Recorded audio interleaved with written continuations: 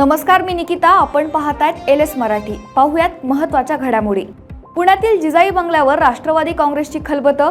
पुण्याच्या विधान परिषदेच्या जागेसाठी अंतिम नाव अजूनही गुलदस्त्यात. बैठकीत विक्रम काकडे यांचं नाव अंतिम झाल्याची माहिती.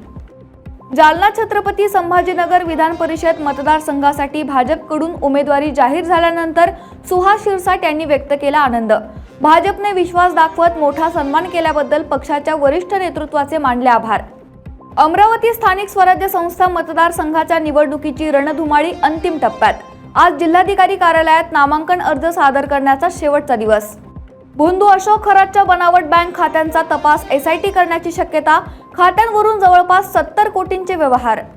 वाशीमध्ये नवी मुंबई महानगरपालिकेच्या अतिक्रमण विभागामार्फत फेरीवाल्यांवर करण्यात येणाऱ्या कारवाईत दुजाभाव. ठराविक फेरीवाल्यांवरच कारवाई. मार्जिनल स्पेस करणाऱ्यांकडे जाणीवपूर्वक दुर्लक्ष. बारामतीत अवैध दारू व्यवसायाविरोधात पोलिसांची मोठी कारवाई. अवैध हातभट्ट्यांवर छापे टाकत हातभट्टी दारू आणि दारू निर्मितीचं साहित्य केलं जप्त. संबंधितांविरोधात कायदेशीर कारवाई सुरू. भरधाव कारवरचं चालकाचं नियंत्रण सुटल्यानं नांदेड शहरात थरारक अपघात.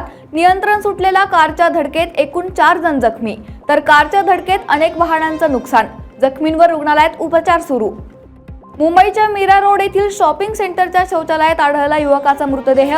घटनेची माहिती मिळताच पोलिसांची घटनास्थळी धाव. पुढील तपास सुरू. बीडच्या रंजे गावात चर्मकार समाजातील महिलेसह अल्पवयीन मुलांना अमानुष मारहाण. पिंपळनेर पोलिसांनी जबाब नोंदवला, मात्र गुन्हा दाखल नाही.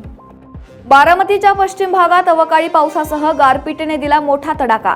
अनेक शेतकऱ्याच्या शेतीमालाचं नुकसान. तातडीने पंचनामे करून नुकसानग्रस्त शेतकऱ्यांना आर्थिक मदत करण्याची मागणी.